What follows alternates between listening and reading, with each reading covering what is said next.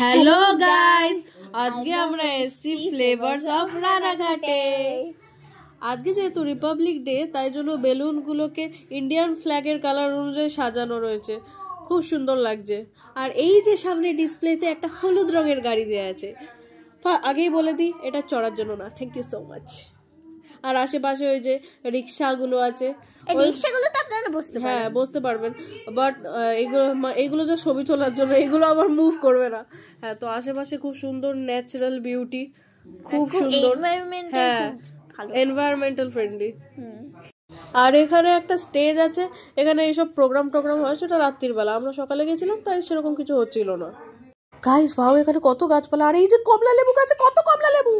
তো এখানে দুটো দোলনা ছিল যেখানে তোমরা খেতেও পারো, চড়তেও পারো।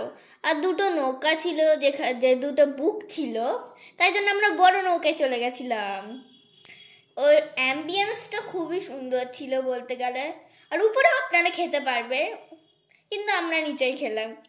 এখানে মেনুতে অনেক অপশন ছিল, নানান ধরনের appetiser, Chinese item, Indian, continental সব ধরনের আইটেমই ছিল, কিন্তু আমরা এর মধ্যে বেছে বেছে কয়েকটা আইটেম নিয়েছি।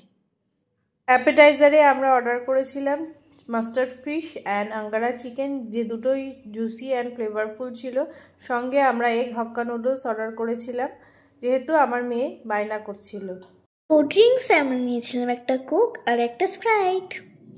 তো বলতে না বলতেই আমাদের মেইন কোর্সও চলে এসেছে। আর মেইন কোর্সে ছিল মিক্সড ফ্রাইড রাইস আর এগ ফ্রাইড রাইস, তার সাথে ছিল চিকেন রাড়া আর চিকেন অমৃতসরি। সব কটা আইটেম দারুণ ছিল, জাস্ট দারুণ। গাইস, চিকেনটা খুবই জুসি আর ফ্লেভারফুল ছিল, আর ফ্রাইড রাইসের সাথে চিকেনটা লাগছিল। অ্যান্ড ডেজার্টে আমরা নিয়েছিলাম vanilla ice cream topped with colourful sprinkles and choco chips drizzle with chocolate syrup. তো মুখ শুদ্ধি দিয়ে খাওয়া দাওয়ার সব পর্ব এখানেই শেষ করে আমরা একটু বেড়াতে বেরিয়ে গেলাম এই রেস্টুরেন্টেরই ক্যাফেটেরিয়ার মধ্যে। ক্যাফেটেরিয়াটা অসম্ভব সুন্দর আর বড়, আর এখানে একটা সিঁড়ি ছিল যেখান দিয়ে ওপরে যাওয়া যেত, বাট এটা বন্ধ ছিল।